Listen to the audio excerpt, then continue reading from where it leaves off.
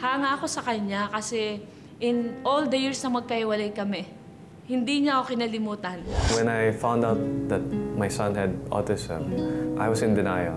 Paano mapagtatagumpayan ang mga balakid sa kanilang pagmamahalan? Alamin yan dito sa The 700 Club Asia. #TSEA Love Conquers All. Susunod na.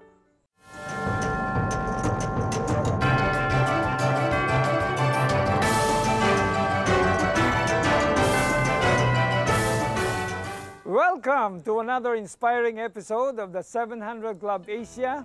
Mula po dito sa napakagandang Galilee Wonderland Resort Hotel sa Bustos, Bulacan.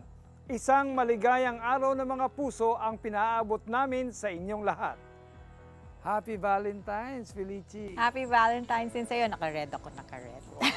Okay, Alex, saan kayo magde-date ni Judy? Oo nga, no? Palagay ko dito na muna sa Galilee Wonderland Resort sa Wailing Wall. Wow, ako naman dahil taga-south ako, siguro somewhere in the cold hills of Tagaytay. Pero alam niyo po, if your budget is tight or you don't want to go to avoid a massive crowd, that's fine. It doesn't have to be Valentine's Day to express your love for one another. Lagi sinasabi ni Jojo yun eh. You can do it in many other ways and every moment of your life together. Because true love is boundless. A lifetime commitment. It is making every day Valentine's Day. Nako, napakatotoo niyan, Felici. Hindi ko nga maintindihan bakit kailangan sa iisang petsa lang tayo talaga. Dapat mag-celebrate. Dito po sa ating unang kwento, hindi sa pagbibigay ng roses, chocolate o dinner date, ipinadama ni Terence ang kanyang pagmamahal kay Tet, kundi inihandog niya ang kanyang buong katawan at kaluluwa. Panoorin natin ang kanyang kwento.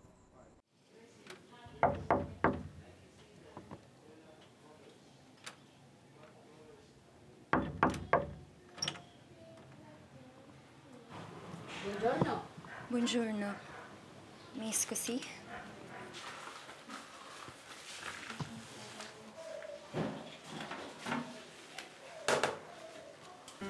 Ni minsan ay hindi dumapos sa kanyang isip ni sa panaginip man lamang ang maglinis ng inidoro sa ibang bansa. Ngunit iyan ang naging buhay ni Tet sa pakikipagsapalaran niya sa Italia. Unang nagtrabaho sa Italia ang kanyang ina. Sa luha at pawis na kanyang naging puhunan bilang house cleaner doon, napag-aral niya sa eksklusibong paaralan sa Maynila ang anak at nagawa pang makapagpadala ng mamahaling mga gamit. Nung college ako, lagi akong may bagong sapatos, may darating na package. Ang sarap ng feeling pag anak OFW ka kasi every month, isipin mo, pinapadalan ako ng 5,000 pesos ng nanay ko. Nang makatapos sa kolehiyo, nabuo ang isip ni Tet na sumubok ng ibang landas sa Italia. Bunsod nooy, kinailangan din niyang bitiwan ang lihim na relasyon sa nobyong si Terence, isang Chinese. Nag-decide ako na mag-abroad na.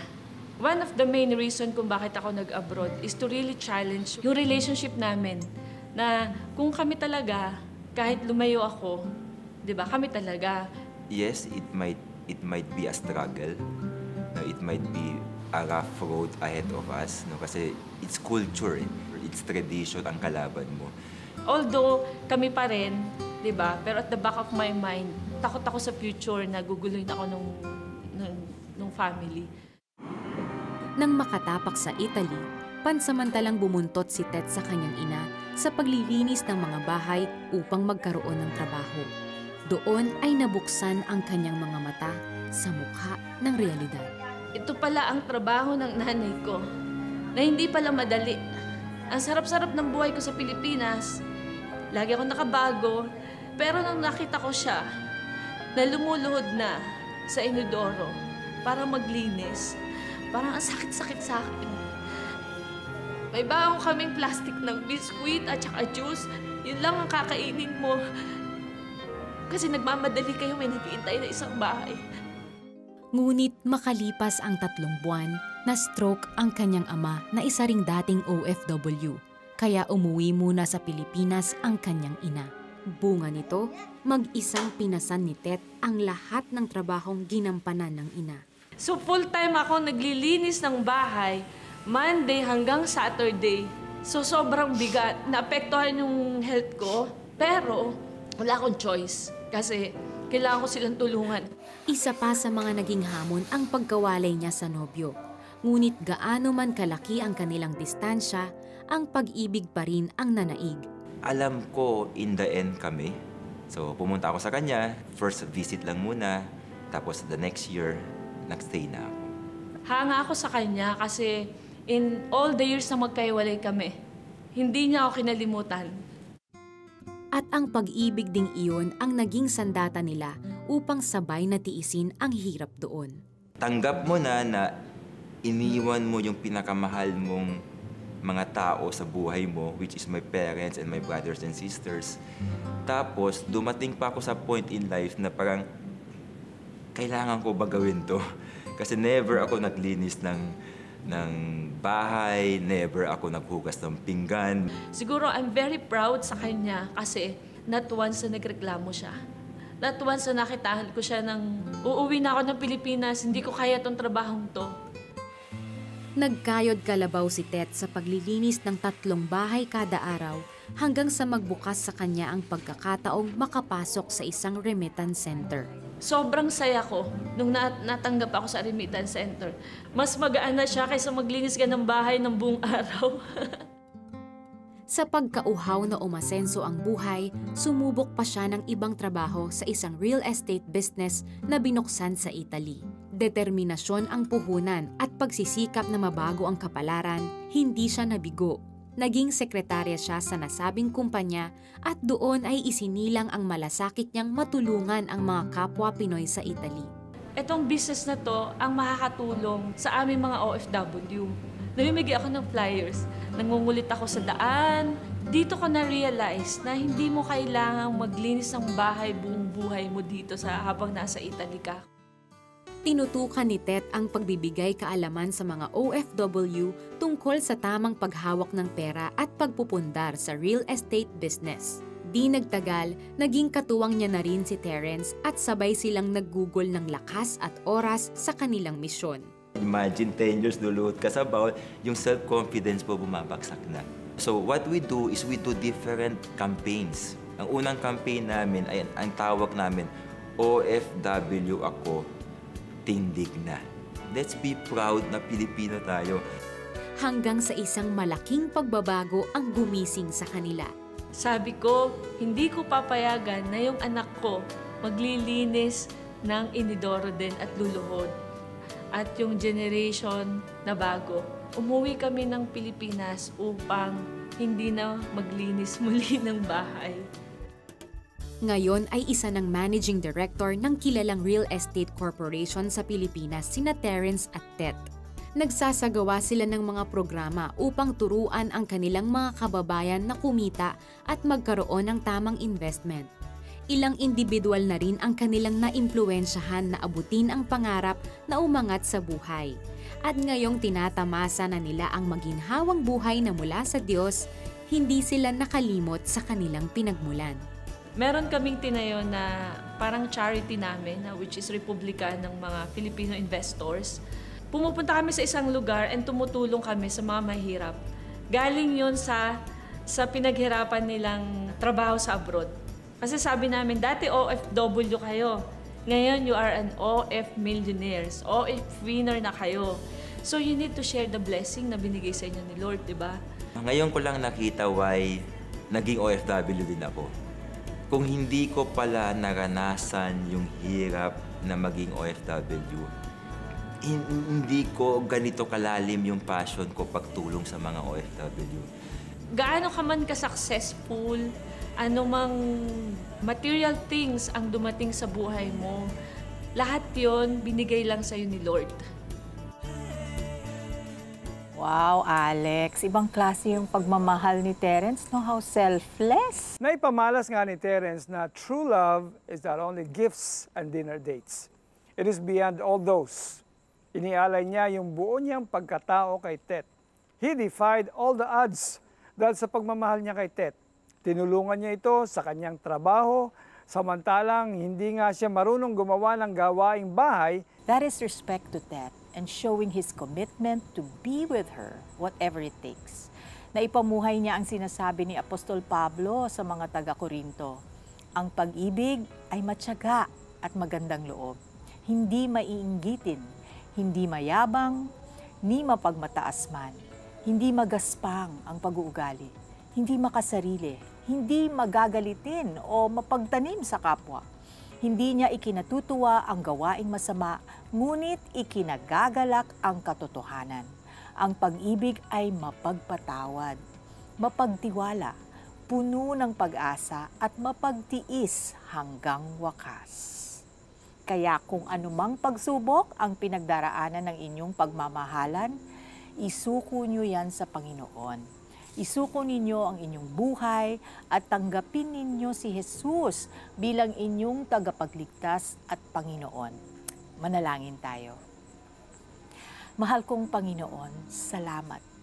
Dahil sa kwento ni Terence, naalala ko po ang pag-ibig ninyo na katangi-tangi. Minsan ninyong iniwan ang karangyaan at kaginhawaan sa langit para sa aming kapakanan. The darling of heaven left ultimate comfort, came down on earth not only to be like one of us, but to give your life for all of us. Salamat, Lord. At nauunawaan mo ang aking pinagdadaanan. At dahil mahal mo ko, I can trust you to help me, guide me, and make a way. Patawarin niyo po ako sa aking mga kasalanan, mga bagay na hindi kalugod-lugod sa inyo. Baguhin niyo ako at mula ngayon, be my Lord, my Master, my Savior. In Jesus' name, Amen. Kung sumabay kayo sa aming dasal at tinanggap ninyo si Jesus bilang inyong Panginoon at tagapagligtas, nakatitiyak kayo sa katuparan ng mga pangako ng Diyos sa inyo. Ang sabi nga sa Biblia, kaya't pakatandaan ninyong si Yahweh na inyong Diyos ay Diyos, at siya ay Diyos na hindi marunong sumira sa pangako. Tapat siya sa lahat ng umiibig sa Kanya at sumusunod sa Kanyang mga tuntunin. Ipinadarama niya ang Kanyang pagmamahal hanggang sa ika-1,000 salinlahi. Share with us the important decision you have just made. And together, we will praise and thank God. You can call the CBN Asia Prayer Center. The hotline number is 873-70700. Our trained prayer counselors are on standby 24 hours a day, 7 days a week to answer your call. They can pray for you and give you biblical advice for whatever you are going through. Pwede nyo rin i-post sa Facebook page ng The 700 Club Asia ang inyong mga prayer request, praise reports o comments. Pwede rin kayong makipag-chat sa amin. Ikwento nyo kung paano ninyo naranasan ang presensya ng Panginoon sa panahon ng inyong kalungkutan. Mag-log on sa ating website, cbnasia.org/mediacenter. Sa inyong social media accounts, gamitin ang hashtag TSCA Love Conquers All.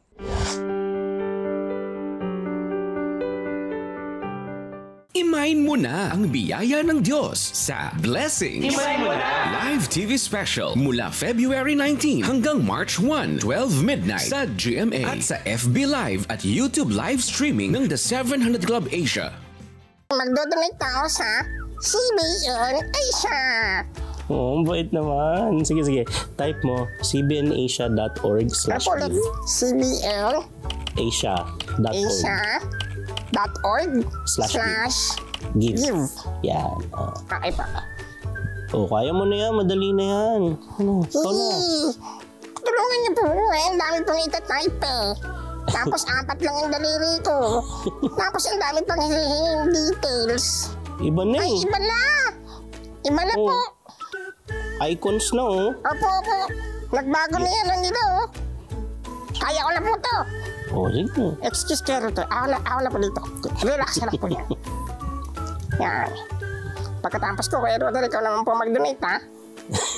Ikaw nga po, 5 daliri mo, di ka nagdo-donate eh. Anong hindi? Kaka-donate ko lang oh, sa cellphone. Sobrang dali na pala.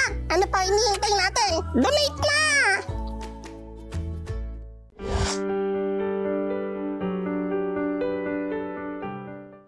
Do you like cooking? Alex? There's no eye contact. Parang bingi. Kaya kami nag-hearing aid. Kasi when you talk to him, Sometimes he would respond, sometimes it's inconsistent. Parang running around, he shouts like that. 2 taong gulang ang panganay nilang si Alec nang ma-diagnose ito sa Amerika na mayroong autism, bagay na sumubok sa kanilang relasyon bilang mag-asawa. When I share about Alec's successes or let's say disappointments, wala, deadma. I felt like I had a husband but he was not really there. When I found out that my son had autism, I was in denial. And my way of dealing with denial was to withdraw. Upang mapabilis ang pagbuti ng kondisyon ng anak, dinala ni Abby sa Canada si Alec. There's more treatments there, more therapies. Diba, from the marriage, it's also an escape because my husband had to stay in the Philippines to work. Ngunit isang pangyayari ang nagdulot ng mas malalim na lamat sa kanilang pagsasama. My mom would think that I was being irresponsible with my wife, meaning I would spend a lot of money for her. His mom suddenly texted me like all these accusations about me, spending so much money. I was like shocked. But the truth is, hindi naman yun totoo. That also caused a lot of strain in our marriage. Nang makabalik sa Pilipinas si Abby, humantong na sa hiwalayan ang kanilang pagsasama. Ipinaubaya niya ang kanilang panganay kay Kerwin habang si Abby naman ang nag-alaga sa pangalawa nilang anak. The reason why I left Alec with him was I was thinking, since he's a boy, he would need a dad more. I was advised actually by my family and friends that, you don't need her and she doesn't love you anymore, so why bother going back to her? Sa kabila ng hamon, hindi hinayaan ng Diyos na mabulag ng tukso si Kerwin. Thankfully, I had Christian friends who really advised me the right way, a godly advice, which is do not separate from your wife. Malabo man ang tsansang sila'y magkabalikan pa, nanangan si Kerwin sa Panginoon na siyang may akda ng kanilang pagsasama. There was a verse that really spoke to me, which is Psalm 62 verse 1. I wait quietly for God. He brings me victory. He alone is my rock and my salvation. Hindi nagtagal, ang matigas na puso ni Abby ay binasag ng Diyos. Isang Bible study group na binubuo ng mga may bahay ang kanyang nasamahan. Kinausap ni Abby si Kerwin na naging susi upang maplansya ang gusot sa kanilang relasyon. I said, if you want to move back in, you can move back in. God is really faithful. After 3 days, we were okay na. So I was really surprised when God convicted her. God really is a God of miracles. Nakapagsimula silang muli. Di nagtagal, nagbunga pa ng 2 supling ang kanilang pag-iibigan. Ang kanilang mga pinagdaanan ang naging paraan ng Diyos upang hubugin sila ng ayon sa kanilang mga disenyo. It made me be more intentional with my kids and just spend more time with them. Now that Kerwin is on board, he's trying his best to be present as a father and being present as a husband to comfort me. Of course, it's lighter. We now have a better understanding of why is Alec in our lives? Why is he here? The very first purpose was to bring us back together and also to really accept people for who they are. Dahil sa positibong kaganapan sa kanilang pamilya, unti-unting bumuti ang kondisyon ni Alec na ngayon ay 10 taong gulang na. Sina Kerwin at Abby ay magkatuwang na ginagamit ngayon ng Diyos upang tulungan ang iba pang mag-asawa na lumago sa pagkakakilala nila sa Panginoon. I guess it only happens if we do things 100% for the Lord and nothing for ourselves. If you let God in your life and be at the center of your marriage, He'll really make things work and really change people for the better. That's why we're very thankful that God has saved our marriage. It's so nice to see, no, na yung perfect love ni God ang nag-cast out sa fear ni Kerwin, to be able to father an autistic child. And also the fears of Abby na pwede pa ba kami, Wow, wonderful God's love talaga. Oo nga, Felici. Tinangka ng Diablo na paghiwalayin at tuluyang wasakin ang pagmamahalan at samahan ng mag-asawa. He took advantage of Kerwin's depression. He kept Kerwin trapped in a situation of sorrow, heartbreak, and frustration. But God, who is in Kerwin's, is stronger than the devil. God changed Kerwin's heart and pursued his wife back. Ang sabi nga ni Apostol Juan, mga anak, kayo nga'y sa Diyos na at napagtagumpayan na ninyo ang mga huwad na propeta, sapagkat ang espiritong nasa inyo ay mas makapangyarihan kaysa sa espiritong nasa mga makasanlibutan. Nang pagsisihan ng mag-asawa ang kanilang pagkukulang at tanggapin ng taus-puso ang autistic na anak na kaloob ng Diyos, hindi lamang naghilom ang sugat ng nakaraan, kundi nagkaroon pa sila ng masaganang buhay at pagsasama. Nabiyayaan pa sila ng 3 anak. Kaya nga po, anumang pagsubok ang inyong pinagdaraanan, you must recognize that God is bigger than your problems. This will help you maintain your joy and the devil will not have a foothold in your lives. Hayaan ninyong ipagdasal ko kayo.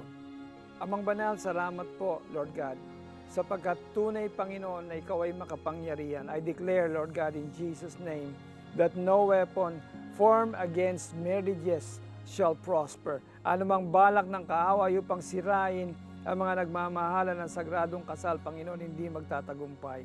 In the name of Jesus, I pray for the couples who are watching right now, whatever limitations, whatever barrier that the enemy has put upon them, even chains, oh God, I break it in the name of Jesus.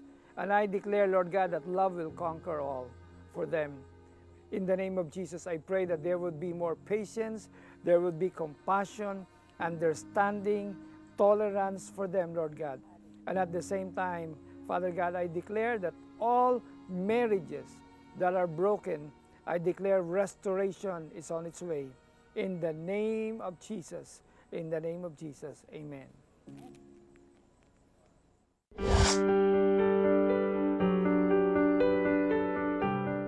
Being rich is beyond money and material wealth. To be rich is to be able to give freely and unconditionally.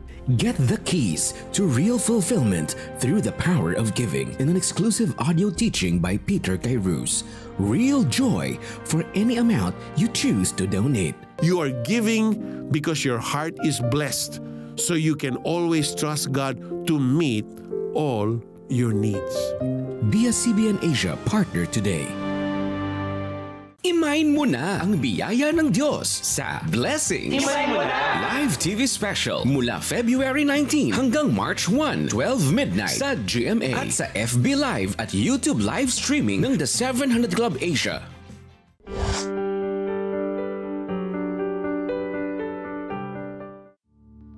Nasa bucket list nyo ba ang makapunta sa Israel para bisitahin ang makakalagang lugar tulad ng Wailing Wall o West Wall? Di nyo na kailangang lumayo pa dahil pwede nyo nang marating ang dinarayong dalanginan mula Israel dito mismo sa Pilipinas. Ang replika ng Wailing Wall ay matatagpuan sa Bustos, Bulacan. Ito ang pinakabagong atraksyon na binuksan ng Galilee Wonderland Water Park and Hotel. Kilalang pasyalan na may biblical-inspired themes. Kamakailan lamang nagsagawa ng dedication ceremony ang pamunuan ng Galilee para opisyal nang buksan ang replika ng Wailing Wall sa publiko. Layunin ng may-ari at mag-asawang Narciso at Cynthia Perez na mas mapalapit ang mga tao sa Diyos sa pamamagitan ng mga panalangin isinusulat sa kapirasong papel na isinisiksik sa espasyo sa pader, isang tradisyon sa Israel. The Wailing Wall is really special because it is all that remains of the original temple that King Herod built during the time of Jesus Christ. Dinaluhan ng halos 600 katao ang nasabing selebrasyon, kabilang na ang mga bishop at pastor mula sa iba't ibang simbahan upang ipanalangin at pahiran ng langis ang pader. Nakiisa rin si Israel Ambassador of the Philippines, Ilan Floss, sa dedication ceremony ng Wailing Wall sa Pilipinas. Today, as we stand beside this replica, let us take a moment to pray for Israel, remembering the tragic terrorist attack. We're gathered here to unite in prayer for peace in Israel.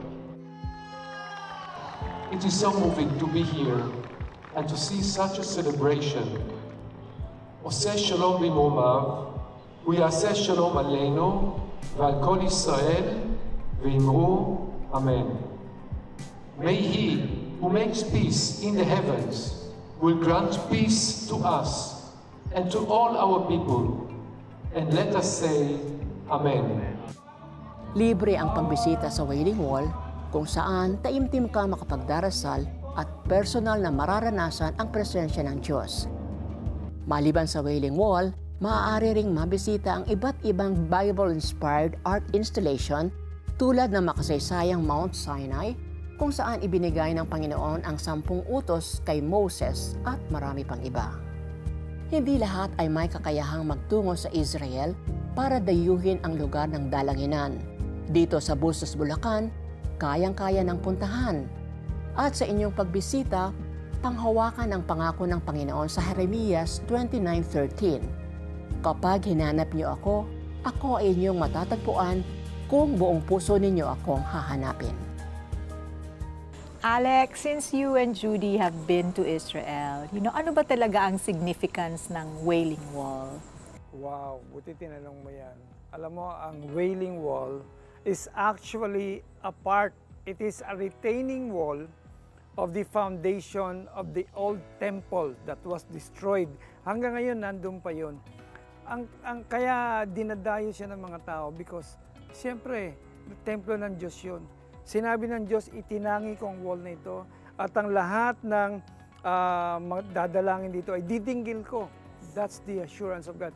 Ngayon, dahil nagpatayo ng Wailing Wall dito nga sa Galilee, no? Of course, this is a replica, but we live by faith. So by faith, ipapasinayaan natin yan. Na yan, andyan ang Diyos at it will be a prayer center for all. For all, hindi lang Pilipino, everyone, even foreigners. At naniniwala tayo na sabi ng Diyos, don't stop praying, and at the same time, ang sabi ng Diyos, lumapit kayo sa akin.